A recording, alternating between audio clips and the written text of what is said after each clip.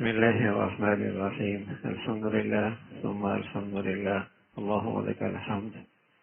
آج الحمدللہ ہماری تلاوت 30ویں پارے کے دوسرے پاؤ سے ہماری تلاوت کا آغاز ہوا، اور الحمدللہ پورے 29 راتوں میں ہمارا ایک معمول رہا کہ جو ہم تلاوت کرتے اس کا مختصر سے خلاصہ پیغام بھی اپنے بھائیوں کے سامنے پیش کر دیا کرتے تھے۔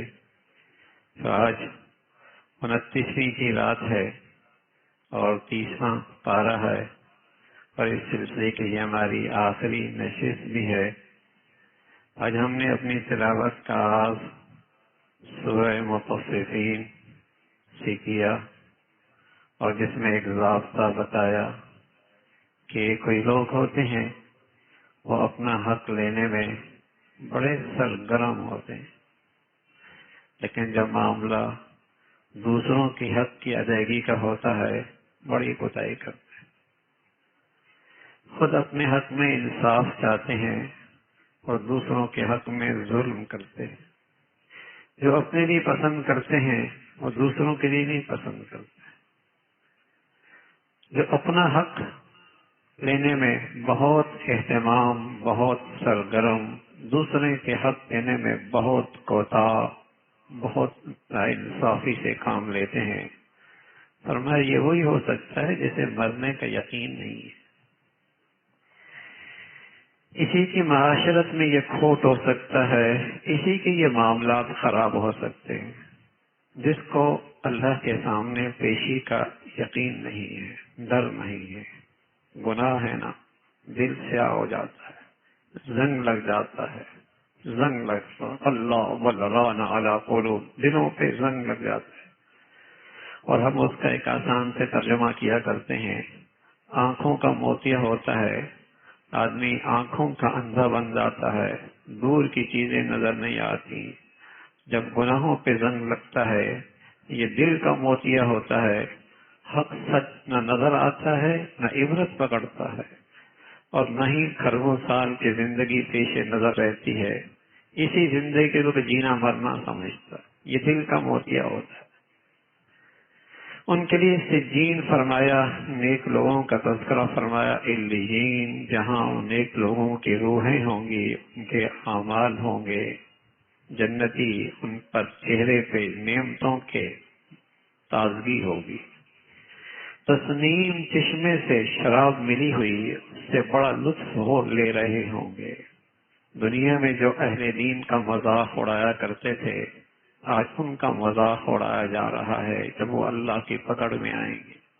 سورہ انشقاق ہے، زمین کا نظام درہم برہم ہو جائے گا، اور یہ آسمان اور زمین اللہ کا حکم مانیں گی، اور ماننا ہے اس نے، اللہ کی مخلوق ہے۔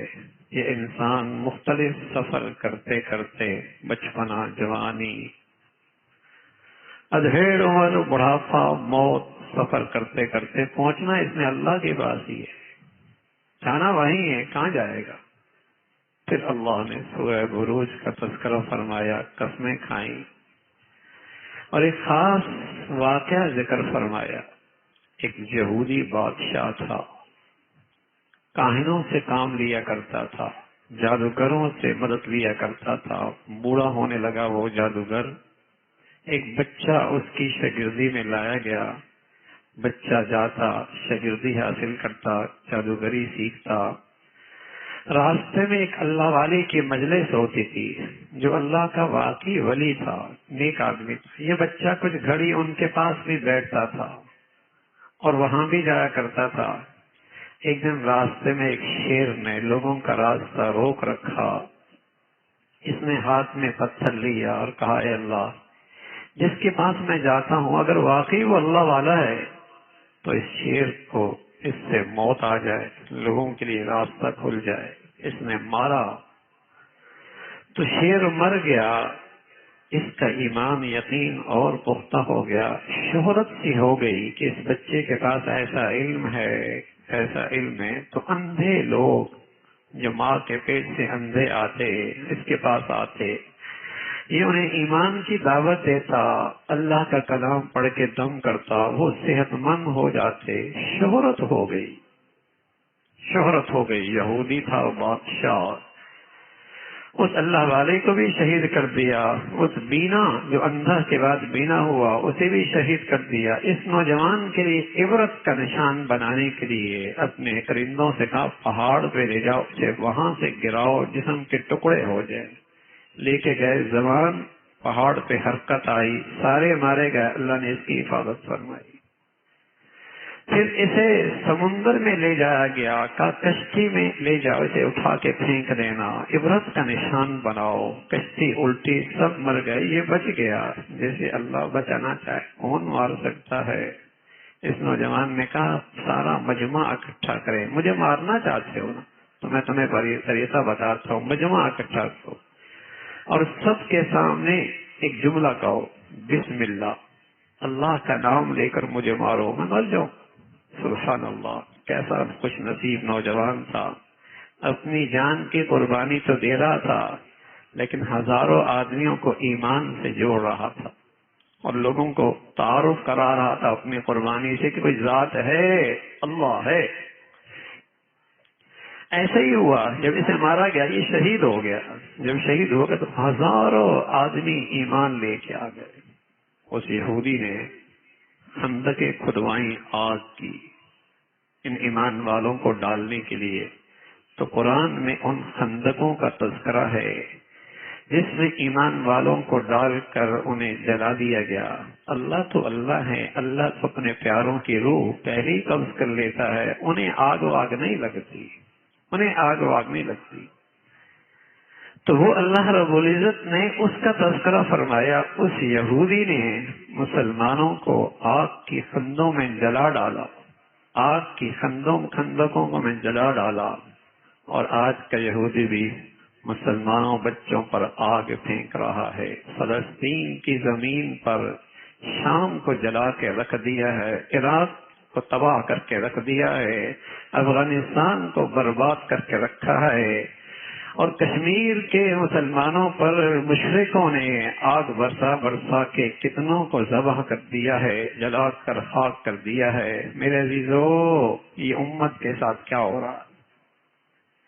یہ اس امت کے ساتھ کیا ہو رہا ہے؟ اس کا جرم جہاں مسلمانوں کے یہ حکمران ہیں جو سوکھی لکڑیوں کی طرح ہیں، سوکھی لکڑیوں کی طرح ہیں، جن میں ایمان، غیرت اور مسلمانوں کے لیے کوئی درد، دل سینے میں وہ دل ہی نہیں ہے، وہاں دوسری طرف ہم مسلمانوں کا قصور بھی ہے۔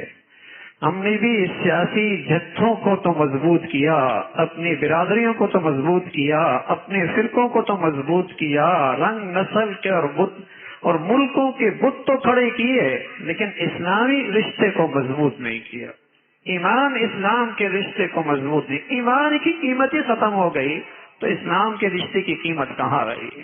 اسلام ہی میرے گھروں سے نکلا ہے، بازاروں سے، دفتروں سے ایمان نکلا ہے، پھر اس بنیاد پر وہ ایمانی اسلامی رشتہ کہاں مضبوط ہو سکتا ہے؟ یہ وہ قصور ہے جو آج ہم اپنی آنکھوں سے مسلمانوں کے ظلم دیکھتے ہیں اور بے بسی کے عالم میں دیکھتے ہیں۔ معصوم دنیا نہیں بولے گی، دنیا کیوں بولے گی؟ جب ہم خود ہی نہیں بول رہے کون ہمارے حق میں کھڑا ہوگا؟ اور آج کوئی کفر کر کرندہ مر جائے ساری دنیا کھڑی ہو جاتی، دہشت گردی ہو گئی، اور اتنے بڑے دہشت گرد ہیں رمضان کی مقدس گھڑیوں میں غزہ کی پٹی خون و خون ہے، مسجد اقصی پر خون و خون ہے، لیکن مسلمان ہے۔ تو میرے عزیزوں، یہ وہ قصور ہے جو ہم نے نعمت اسلام کے ساتھ بڑی ناقدری کر رکھی ہے، اور اسلامی اخوت اور پیار کو اور اسلامی رشتے کو اور اسلامی اتفاق کو، اس کو ہم نے ذبح کر کے رکھا ہے۔ تو اس وقت کے یہودیوں نے بھی، یہودی بادشاہ نے بھی مسلمانوں کو آگ کے خندقوں کو میں جلا کر خاک کر دیا، راکھ کر دیا۔ لیکن اللہ کہہ رہا یہ تو میرے پیارے بندے ہیں، لیکن میں بھی بڑی قدرت رکھنے والا ہوں، اور ان کے عذاب میں اللہ کی پکڑ بھی بڑی سخت ہے۔ ان بطش ربک لشدید، اس کی پکڑ بھی بڑی سخت ہے۔ اس کا تذکرہ فرمایا. پھر سورہ طارق کا تذکرہ ہے. اللہ نے مرد انسان کو ماں کی سینے سے اور باپ کی پشت کے پانی سے پیدا فرمایا. کیا قدرت کا نمونہ بنایا ہے اسے اللہ نے. اس کا تذکرہ. پھر سورہ اعلیٰ کا تذکرہ. پھر سورہ اعلیٰ کی اللہ کی بڑائی، اللہ کی تصویر، اس کا تذکرہ فرمایا اور بتایا دیکھو تمہاری بنیادی مرض کیا ہے. بنیادی مرض کیا ہے جس سے تم بزدل ہو گئے ہو، کمزور ہو گئے ہو. 1.5 ارب ہونے کے باوجود بھی تم بے جان ہو گئے ہو. فرمایا اس کی وجہ ایک ہے، والآخرت. وجہ یہ ہے بل تؤثرون الحیات الدنیا. تمہارے دلوں میں دنیا کی محبت رچ بس گئی، تمہارے دلوں میں رچ بس گئی. اللہ کے نبی فرمانے لگے ایک وقت ایسا آئے گا کفر تم پہ ایسے نوچنے کے لیے دوڑے گا جیسے بھوکے دسترخوان پہ دوڑتے ہیں. صحابہ نے عرض کیا رسول اللہ تعداد تھوڑی ہوگی. فرمایا بڑی تعداد ہوگی، تعداد بہت بڑی ہوگی. لیکن ہوگا کیا؟ تمہارے اندر ایک بزدلی آ جائے گی. اور وجہ کیا ہوگی؟ حب الدنیا وکراہیت الموت. تمہارے دلوں میں دنیا کی محبت گھر کر جائے گی اور تمہیں موت سے ڈر لگے گا، موت سے ڈر لگے گا. خالد بن ولید فرمایا کرتے تھے ان مردہ جانوں سے ہمارا کیا مقابلہ. جیسے یہ شراب سے محبت کرتے ہیں ہم ایسی ہی جامع شہادت سے محبت کرتے ہیں. ہم موت سے ایسی پیار کرتے ہیں. یہ ہم سے کیا لڑیں گے، یہ ہم سے کیا لڑیں گے. یہ ہے مسلمانوں کی بزدلی اور کمزوری کہ مسلمان دنیا میں رہنا چاہتا ہے، دنیا کا رہنا چاہتا ہے. اس لیے تو خوف زدہ ہے. کافر کا خوف زدہ ہونا تو سمجھ میں آتا ہے، مسلمان کا خوف زدہ کہاں سمجھ میں آتا. مسلمان کیوں خوف زدہ ہے؟ دنیا کی محبت رچ بس گئی ہے. اللہ نے یہ مرض کی تشخیص فرمائی ہے بل تؤثرون الحیات الدنیا. دنیا تمہاری نظر میں بڑی چیز ہے، حالانکہ حقیقت کیا ہے؟ والآخرۃ خیر وابقیٰ. کل کے کیریئر ہے میاں، کل کی زندگی ہے، وہ بڑھیا ہے، وہ پائیدار ہے. بڑھیا بھی ہے، پائیدار بھی ہے، جینا بھی ہے، ہمیشہ کے بھی ہے، صحت بھی ہے، ہمیشہ کی ہے، حسن بھی ہے، ہمیشہ کا ہے، نیند تو بھی ہے تو بہت بڑھیا ہے. سب سے بڑی بات موت کو موت ہے، وہاں زندگی ہی زندگی ہے. والآخرۃ خیر وابقیٰ. یہ وہ مضمون ہے جو اللہ نے سارے آسمانی صحیفوں کے اندر پیش کیا ہے، بیان کیا ہے. اور پھر فرمایا ایک دن آنے والا ہے سب اندھیرا چھا جائے گا. نافرمانوں کی ساری محنت، شرک اور کفر کے ساتھ آنے والوں کی ساری محنت ضائع ہو جائے گی، چہرے سیاہ ہوں گے. اور نیکوکاروں کی اللہ رب العزت خوب قدردانی کریں گے. اس کا تذکرہ فرمایا. پھر اللہ کی قدرت دیکھو نا، اونٹ دیکھو کیسی اللہ نے مخلوق بنائی ہے. آسمان دیکھو نا، اس کی بلندیاں نہ پھٹن نہ اس کے اندر کوئی پرانا پن. اس کا تذکرہ فرمایا.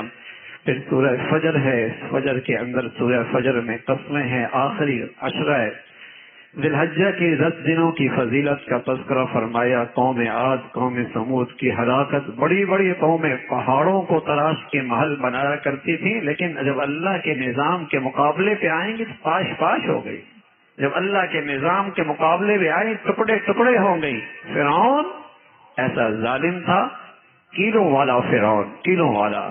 وہ جب سزا دیتا تو ہاتھوں پہ کیلے گاڑ دیا کرتا تھا، پاؤں پہ کیلے گاڑ دیا کرتا تھا. اللہ رب العزت نے اس کی پکڑ فرمائی. فرمایا بڑا متکبر تھا، بڑا متکبر تھا. انجام دیکھو کیسا ہوا. پھر اللہ نے ان کی مذمت فرمائی جو دوسروں کا ناحق مال کھاتے ہیں. ایک دن آنے والا ہے صف باندھ کے اللہ کے سامنے سب کی پیشی ہوگی، جہنم کے قریب ہوں گے. ہاں اللہ اپنے پیاروں کو یوں بلائے گا، سید راستہ بند کر دو، یہاں سے کوئی نہ آئے. یا ایھا النفس المطمئنہ. یوں اللہ رب العزت فرمائیں گے اے اطمینان والی جی، اطمینان والے جو میری عبادت سے اطمینان پاتے ہیں، آؤ آؤ اپنے رب کی طرف. رب بھی تم سے راضی ہے، تم بھی رب سے راضی ہو. بھائی کیا ہے؟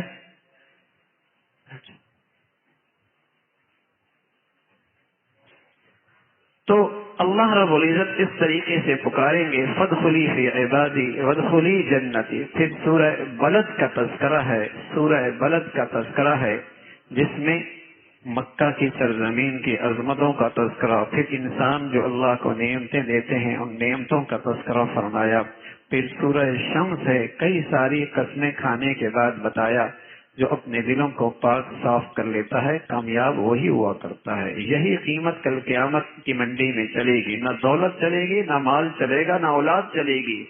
دلوں کی پاکیزگی اور طہارت، اس میں ایمان کا نور ہو، اللہ اور اللہ کے رسول کی محبت کا نور ہو، یہی دل کی قیمت کل کی منڈیوں میں چلے گی، یہی لوگ کامیاب ہوں گے۔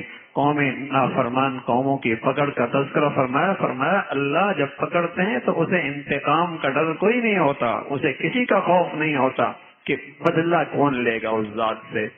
پھر دونوں قسم کے لوگ ہیں، نیکی کرنے والے، بدی کرنے والے۔ پھر نیک لوگوں کے لیے اللہ کا انعام، خاص طور پہ حضرت صدیق کا انعام فرمایا کہ اس صدیق نے میرے راہ میں اتنا کچھ لگا دیا کہ جب ہمارے دربار میں آئے گا ہم بھی اتنا دیں گے کہ ہم اسے راضی ہی کر دیں گے۔ پھر سورہ ضحیٰ ہے، پیارے نبی صلی اللہ علیہ وسلم کی عظمت شان اور اللہ نے جو آپ پر نعمتیں فرمائی ہیں، فرمایا ہر اگلا مرحلہ آپ کے لیے زیادہ عزت کا ہے، زیادہ شان کا ہے، اس کا تذکرہ فرمایا۔ ساری نعمتیں اللہ نے آپ کو عطا فرمائی ہیں، آپ اللہ کی نعمتوں کو بیان کرتے رہا کریں۔ اللہ نے اپنے پیغمبر کا سینہ کھلوایا، اس زمانے کا یہ پہلا آپریشن تھا جو جبرائیل نے کیا تھا، اور اس سینے کے اندر نور بھر دیا تھا، نور بھر دیا تھا، صدر دل سینے کے اندر نور بھر دیا تھا۔ پھر اللہ کے نبی کی دین کی خدمت اور خلوتوں میں پھر اللہ کی یاد، اس کا تذکرہ فرمایا۔ والتین والزیتون وطور سینین وہذا البلد الامین، یہ تین قسمیں کھائی ہیں۔ والتین والزیتون، شام میں اور فلسطین میں انجیر بہت ہوتی ہے، انجیر بہت ہوتی ہے، زیتون بہت ہوتا ہے، زیتون بہت ہوتا ہے، انجیر بہت ہوتی ہے، تو فرمایا والتین والزیتون وطور، اور یہاں عیسیٰ علیہ الصلوۃ والسلام تشریف لائے تھے۔ عیسیٰ علیہ الصلوۃ والسلام، شام فلسطین کا علاقہ جہاں زیتون انجیر کی کثرت ہے، یہاں عیسیٰ علیہ الصلوۃ والسلام تشریف لائے، اس کا تذکرہ فرمایا۔ دوسری چیز فرمائی وطور سینین، طور سینین جہاں حضرت موسیٰ علیہ الصلوۃ والسلام کے پہاڑ پر اللہ نے آپ کو وہاں کتاب دی، نبوت دی۔ تیسری جگہ وہذا البلد الامین، مکہ کی سرزمین جہاں محمد رسول اللہ آخری رسول تشریف لائے۔ ان تینوں جگہوں کا تذکرہ فرما، ایک جگہ عیسیٰ علیہ الصلوۃ والسلام، ایک جگہ موسیٰ علیہ الصلوۃ والسلام، اور ایک جگہ پر خاتم النبیین سید الانبیاء محمد رسول اللہ تشریف لائے۔ ان تینوں کی قسمیں کھانے کے بعد فرمایا ان کی تینوں کی کتابوں میں ایک بات موجود ہے، لقد خلقنا الانسان فی احسن تقویم، انسان کو اللہ نے ہم نے خوبصورت شکل میں اللہ نے پیدا فرمایا ہے۔ پھر اس پر مختلف احوال آتے ہیں، بڑھاپا بھی آ جاتا ہے، شکلیں ڈھل جایا کرتی ہیں، حسن چلا جایا کرتا ہے۔ یہ کافر کا تو ہمیشہ کے لیے ڈھل جاتا ہے، لیکن چاہے دنیا میں وہ کتنا ہی خوبصورت ہو، آگ جہنم کی جھلسا دے گی۔ اور جہاں تک تعلق ایمان والے کا ہے، بڑھاپا آتا بھی ہے لیکن اسے ایک یقین ہوتا ہے کہ یہ وقت بہت عارضی ہے، تھوڑا وقت ہے، پھر چہرے کی رونق بڑھے گی، پھر جسم کی قوت بڑھے گی، پھر شباب واپس آئے گا، پھر زندگی کا لطف آئے گا، اس کا تذکرہ فرمایا۔ اور پھر سورہ علق کا تذکرہ ہے، اور یہ سورہ علق کی پہلی 5 آیتیں آسمان سے سب سے پہلی اتری تھی، اور ایک روایت یہ ہے کہ وہ آج کی رات شب قدر، وہ شب قدر میں سب سے پہلی آیتیں اتری ہیں، قرآن کا نزول ہوا۔ اور ایک یہ بھی ہے کہ پورا کا پورا قرآن آسمان سے زمین عرش اوپر سے جسے کہیں کہ روح اللہ کے پاس سے اترا آسمانوں پر، پورا کا پورا شب قدر کے اندر اترا، شب قدر کے اندر اترا۔ اور اس کی جو پہلی آیتیں ہیں وہ یہ ہیں، اقرأ بسم ربک الذی خلق خلق الانسان، یہ سب سے پہلی آیتیں۔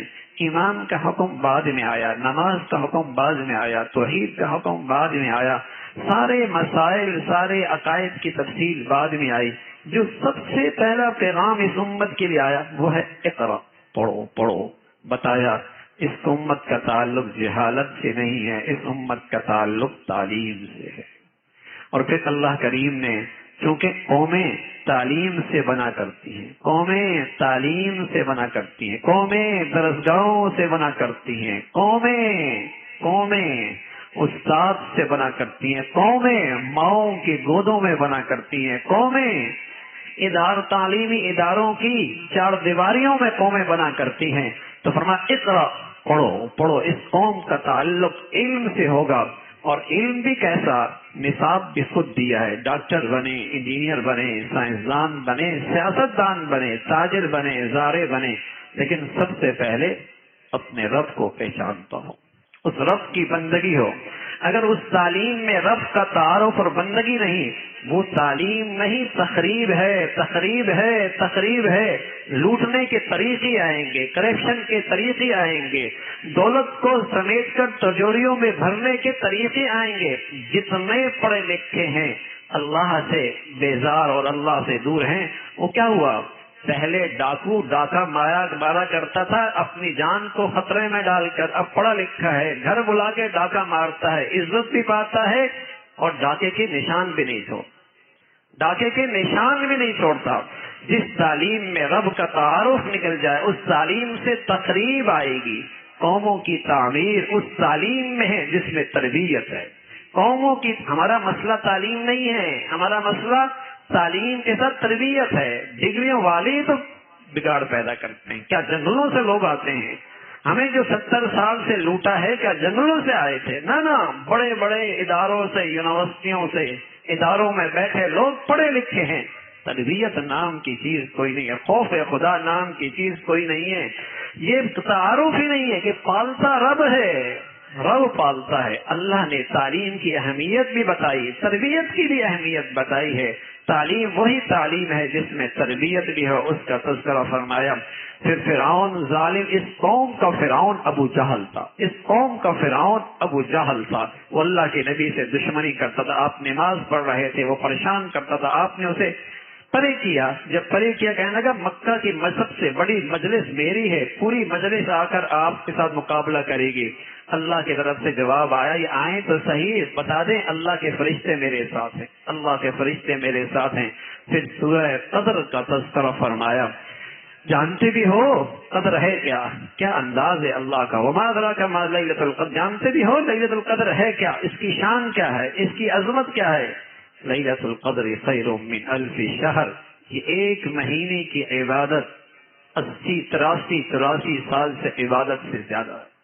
1000 مہینے کوئی شخص دن رات عبادت کرے، اتنی عبادت ایک رات میں اس امت کو نصیب ہو سکتی ہے۔ پیارے نبی کے صدقے اس امت کو ایک رات میں وہ عبادت نصیب ہو سکتی ہے۔ کیا کچھ نہیں دے گئے اس امت کو پیارا نبی، اور کیا کچھ نہیں دلا کر گئے اس امت کے لیے اللہ کا پیغمبر۔ ایک رات میں 83 سال، بتائیے کسی زندگی کو 40 سال کسی کو مل جائے شب قدر، کہاں پہنچے گا؟ شب قدر کی عبادت نصیب ہو جائے، بندگی۔ فرشتے آتے ہیں، فرشتے اس رات کو اترتے ہیں، 2 کام کرتے ہیں۔ ایک تو جو اللہ کی عبادت کر رہا ہوتا ہے اس کے لیے دعائیں رحمت کرتے ہیں، اس کے لیے وہ دعائیں رحمت کرتے ہیں، اور دوسرا وہ پورے سال کے تقدیر کے فیصلے لے آتے ہیں زمین پر، پھر اپنے اپنے وقت پر اس کی تعمیل کرتے ہیں۔ پورے سال کے تقدیر کے فیصلے لے آتے ہیں اور پھر اپنے اپنے وقت پر اس کی، جسے کہیں کہ تعمیل کرتے رہتے ہیں، اور جو بھی اس رات عبادت کر رہا ہوتا ہے اس کی عبادت پر اس کے لیے دعائیں رحمت کر رہے ہوتے ہیں۔ اور بعض خوش نصیبوں سے تو فرشتے سلام بھی کرتے ہیں، اور اس سلام کا اثر کیا ہوتا ہے؟ اس سلام کا اثر کیا ہوتا ہے؟ دل میں رقت آ جاتی ہے، دل میں رقت آ جاتی ہے، اندر سے رونے کا عبادت کرتا دل کرتا ہے، اللہ کی عبادت کا شوق اور بڑھ جاتا ہے۔ یہ علامت ہوتی ہے کہ اللہ کے فرشتے اس کے پاس آئے ہیں۔ پھر سورہ بینہ کا تذکرہ ہے، مشرکوں کی مذمت ہے، پھر نیک اور بد کا تذکرہ فرمایا۔ بد آدمی جس کی زندگی میں ایمان نہیں نا، وہی تو روئے زمین کی سب سے بدترین مخلوق ہے۔ اولئک ھم شر البریہ، سب سے بدترین مخلوق وہ ہے جو اللہ کی ذات سے ایمان اور یقین سے محروم ہے۔ اور اس کے مقابلے میں فرمایا ایمان کی زندگی کسی خوش نصیب کے پاس ہے، کوٹھی میں رہتا ہے یا جھونپڑی میں رہتا ہے، روئے زمین کا بہترین مخلوق ہے، روئے زمین کی بہترین مخلوق ہے، نیکیوں پر ملنے والا سب سے بڑا اجر کہ اللہ اس سے راضی ہو جائے گا، اللہ اس سے راضی ہو جائے گا، اس کا تذکرہ۔ پھر سورہ زلزال کا تذکرہ ہے، زمین کے سارے خزانے اوپر آ جائیں گے۔ دیکھو میاں، جس سے جھگڑا کرتے تھے آج کوئی اسے اٹھانے والا نہیں، قیامت کے دن سب کچھ اوپر آ جائے گا، اور جس زمین کے ٹکڑے پہ جو کچھ ہوگا وہ بیان کرے گی، وہ بیان کرے گی تجھے کیا ہوا، تو سب خزانے آج اوپر لے آئی، اور میں اس ذات کا حکم ہے جس کی میں مخلوق ہوں، جس کی میں اتباع ہے، اس ذات کا حکم ہے۔ پھر عادیات کا تذکرہ ہے، گھوڑے کتنے فرما بردار ہیں، اگر کوئی شخص گھوڑے پہ سوار ہو کے میدان جنگ میں آتا ہے تو وہ اپنے مالک کا اتنا فرما بردار ہے کہ وہاں ٹانگیں بھی کٹ رہی ہوتی ہیں، گردنیں بھی کٹ رہی ہوتی ہیں، گھوڑے زخم بھی ہو رہے ہوتے ہیں، لیکن اپنے مالک کی اطاعت میں اس خطرات میں کود پڑتا ہے۔ لیکن یہ انسان بڑا ناشکرا ہے، اللہ کہتے ہیں انسان بڑا ناشکرا ہے، اسی کی نعمتیں کھاتا ہے لیکن اس کی اطاعت نہیں کرتا، اس کی فرما برداری نہیں کرتا، مال کی محبت میں بہت آگے نکل گیا، مال کی محبت میں بہت آگے نکل گیا ہے۔ پھر سورہ قاریہ کا تذکرہ ہے، نیکی اور بدی کا وزن ہونے والا ہے، خوش نصیب لوگ جن کے نیکیوں کا پلڑا بھاری ہوگا خوشی کی زندگی میں ہوں گے، اور بد نصیب جن کے گناہوں کا پلڑا بھاری ہوگا ان کے لیے دھیکتی ہوئی آگے ہوگی۔ فرمایا کب تک غافل رہو گے بھائی اس مولا سے، کب تک آخرت کو بھلائے بیٹھو گے؟ کیا تمہیں اس وقت ہوش آئے گا جب قبر میں جاؤ گے؟ حتی زرتم المقابر، جب قبروں میں جاؤ گے، زندگی گزر رہی ہے اور اسی پہ ایک دوسرے سے مقابلہ اور مسابقہ، حتی زرتم المقابر، قبر میں جا پہنچو گے۔ اللہ کے نبی فرمایا کرتے ایک وادی بھی مل جائے نا اس کی حوث کا پیٹ نہیں بھرے گا، دو وادی بھی مل جائے نا تب بھی اس کا پیٹ نہیں بھرے گا، اس کی حوث کا پیٹ تو قبر کی مٹی ہی بھرے گی، قبر کی مٹی ہی بھرے گی، اس کا تذکرہ فرمایا۔ پھر سورہ عصر ہے، ایسی جامع آیت صورت ہے، چھوٹی سی 2-3 آیتیں ہیں، دو لینے ہیں۔ امام شافعی رحمۃ اللہ علیہ فرمایا کرتے تھے پورا قرآن نہ بھی آتا، ایک سورت آتی اور اس سورت میں تدبر اور غور کوئی مسلمان کرتا تو نجات کے لیے ایک سورت ہی کافی تھی، ایسا جامع مضمون ہے۔ فرمایا سارا انسان گھاٹے میں ہے۔ پہلی بات تو یوں کی والعصر، عصر کی قسم، عصر کا وقت میں کیا ہوتا ہے؟ عصر کا وقت ہوتا ہے شام ڈھلنے کو ہے، سورج غروب ہونے کو ہے۔ پہلی بات تو یہ سمجھا دی، ارے تمہاری زندگی کی بھی شام ہو گئی ہے بھائی، کسی وقت بھی سورج غروب ہو سکتا ہے، تمہاری زندگی کی بھی شام ہو گئی ہے، کسی وقت بھی سورج غروب ہو سکتا ہے۔ والعصر، قسم ہے عصر کی۔ اور پھر بتایا انسان سارے کے سارے گھاٹے میں ہیں، نہ دیکھنا دولت، نہ دیکھنا عہدے، نہ دیکھنا منصب، نہ دیکھنا دنیا کی چمک دمک، اللہ کہہ رہا ہے سب خسارے میں۔ خسارے سے باہر کون ہے؟ جس کی زندگی ایمان کے مطابق ہے، بس جس کی زندگی ایمان کے مطابق، جس کی زندگی میں ایمان کے تقاضے پورے ہو رہے ہیں، وہ خسارے سے بچا ہے۔ اور صرف اپنی دینداری کافی نہیں میاں، صرف اپنی دینداری کافی نہیں، جہاں جہاں اس کا اختیار چلتا ہے ان کو دین پہ لے کے آنا اس کے فرائض میں داخل ہے۔ جو اس کے ماتحت ہیں، جہاں جہاں اس کا آرڈر اصل و سوخ چلتا ہے ان کو دینداری پہ لے کے آنا اس کی ذمہ داری ہے۔ نہ گواریوں پہ ایک دوسرے کے صبر کی تلقین کرنا، اور پھر ان کی مذمت فرمائی جو چغل خیر ہیں، عیب جوئی کرنے والے ہیں، مال کی محبت میں ایسے ہیں کہ اکٹھے کر رہے ہیں، ایسا اکٹھا کر رہے ہیں جیسے یہ مال انہیں ہمیشہ زندگی دے دے گا، مال جیسے ہمیشہ زندگی دے دے گا۔ کس میں مال نے کبھی کسی کو زندگی دی ہے میاں؟ فرمایا ایسا جوڑ رہے ہیں جیسے مال انہیں زندگی دے گا۔ اللہ کی آگ ہے اور بڑی سخت ہے، وہ جسموں تک نہیں جاتی، وہ کلیجوں تک جاتی ہے، وہ دلوں تک جاتی ہے۔ اور پھر سورہ فیل کا تذکرہ ہے، ابرہا ہاتھیوں کا ایک لشکر لے کے آیا تھا بیت اللہ پہ حملہ آور ہونے کے لیے۔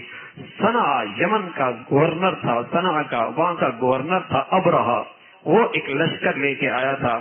اللہ نے اس بڑے طاقتور لشکر کو اپنی چھوٹی سی مخلوق سے ایسا پٹوایا کہ وہ ایسے ہو گئے جیسے جانور چارہ کھاتا ہے نا منہ میں، اور اس کے بعد جب بار پھینکتا ہے تو کیا ہوتا ہے، وہ کیسے ٹکڑے ٹکڑے ہو جاتا ہے۔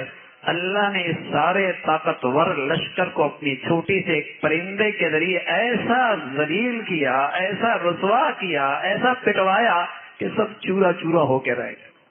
سپر طاقت صرف اللہ کی، طاقت کا مرکز صرف اللہ کی ذات ہے، قوت اور طاقت کا مرکز صرف اللہ کی ذات ہے۔ الا لہ الملک، بادشاہت اسی کی ہے، بس وہ چاہ لے بڑا لشکر لے کے آیا۔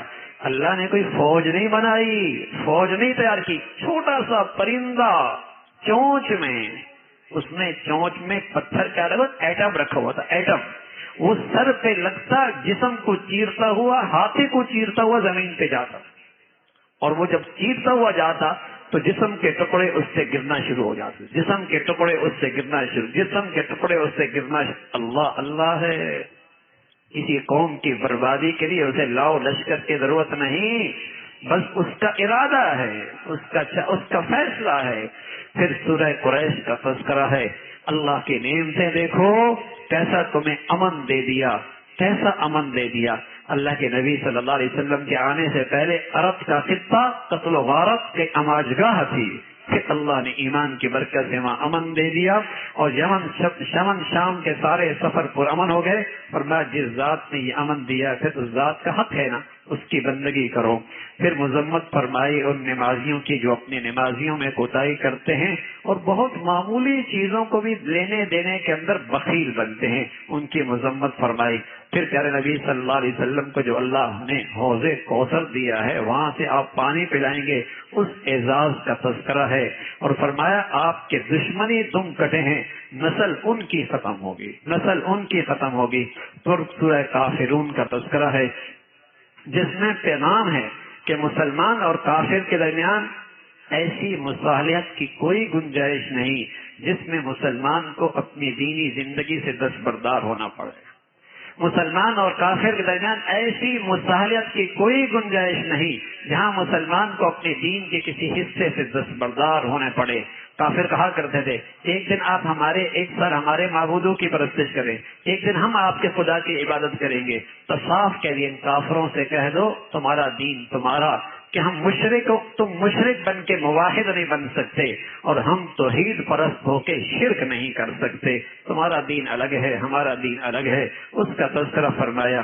اور پھر اذا جاء نصر اللہ، اس صورت کا تذکرہ ہے اور پیغام دیا جب زندگی کی آخری گھڑیاں ہوں تو اللہ کی تسبیح اور استغفار بڑھا دو، اللہ کی تسبیح اور استغفار بڑھا دو۔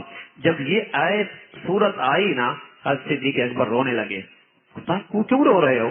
فرمایا اس آیت نے بتا دیا اللہ کے نبی جانے والے، اللہ کے نبی جانے والے ہیں، یہ آخری وقت کے اعمال ہے کہ زندگی کے آخری لمحہ ہو تو توبہ استغفار بڑھا دیا کرو۔ اور پھر سورہ لہب ہے، گناہوں کی سزا ہے، پھر نہ مال کام آتا ہے نہ اولاد کام آتی ہے۔ پھر سورہ اخلاص ہے جس کی بڑی فضیلت ہے، جس میں اللہ کی توحید کا تذکرہ ہے، وہ کسی کا بیٹا نہیں، کوئی اس کا باپ نہیں، وہ کسی کا والد نہیں، وہ ایسی ذات ہے جو یکتا ہے، ذات صفات میں وہ سب سے بے نیاز ہے، اس کا کوئی ہمسر نہیں۔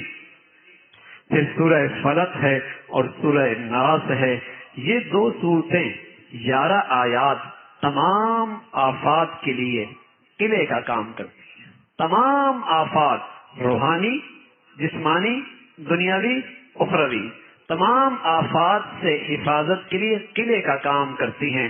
اور شاید اللہ کے نبی پہ جو تھوڑا بہت جادو کا اثر ہوا تھا، حالانکہ بہت سخت جادو کیا گیا تھا، بہت سخت جادو کیا، یہودیوں نے کیا تھا، یہودیوں نے کیا تھا، ایک کنگھی پر کیا تھا، ایک کنویں میں رکھ دیا تھا اور اس کنویں کا رنگ بھی بدل گیا تھا، اتنا سخت جادو تھا۔ لیکن حضرت عائشہ فرماتی ہے رضی اللہ تعالیٰ عنہ، حضور علیہ الصلوۃ والسلام پر صرف اس پر اتنا اثر ہوا، کوئی چیز رکھتے اور بھول جاتے، بس کوئی چیز رکھتے اور بھول جاتے، لیٹی ہوئی آئے جبرائیل امین آئے اور انہیں آ کر سرانے میں ادھر فرشتہ ہے بتایا کہ فلاں نے جادو کیا اور اتنی گرہیں لگی ہوئی ہیں اور اتنی آیتیں ہیں، ہر ایک آیت پر ایک گرہ کھولی جائے، ہر ایک آیت پر ایک گرہ کھلتی چلی جائے گی، اور یوں آپ فرمایا کرتے تھے ایسا ہے جیسے میرا جسم کھل گیا ہے۔ لیکن سچ یہ ہے کہ یہ امت کو پیغام دیا گیا کہ تمہارے بھی دشمن ہوتے ہیں، حاسد بھی ہوتے ہیں، شریر بھی ہوتے ہیں، انسانوں میں بھی ہوتے ہیں، جنوں میں بھی ہوتے ہیں، اپنے بھی ہوتے ہیں، پرائے بھی ہوتے ہیں. تم کیوں نہ اپنی زندگی کا معمول بنا لو، ان صورتوں کو روزانہ پڑھ لیا کرو. اللہ کے نبی فرمایا، اللہ کے نبی کو جب یہ آیتیں مل گئیں، عائشہ فرماتی ہیں موت تک، دنیا سے جانے تک آپ علیہ الصلوۃ والسلام اور ہم روزانہ ان صورتوں کو رات کو سونے سے پہلے 3 بار پڑھتے اور اپنے ہاتھوں پہ پھونکتے اور پھر پورے جسم پہ مل لیا کرتے، پورے جسم پہ. اور اتنا اہتمام تھا جب آپ مرض الموت میں تھے، یعنی بیماری کا آخری وقت تھا، تب بھی آپ ان صورتوں کے پڑھنے کا اہتمام کرتے تھے. یہ بہت مجرب نسخہ ہے، جو جتنا یقین کے ساتھ پڑھے گا، جتنا یقین سے پڑھے گا، اس کے مبارک اثرات آئیں گے. شر کا دور ہے، شریروں کا دور ہے، حاسدوں کا زمانہ ہے، برا چاہنے والے زیادہ ہیں، خیر خائی چاہنے والے تھوڑے ہیں، جلن زیادہ ہے اور خوش ہونے والے بہت تھوڑے ہیں. تو ایسوں میں ان دلوں کی حفاظت، اپنی حفاظت کیجیے. اور مسنون عمل ہے.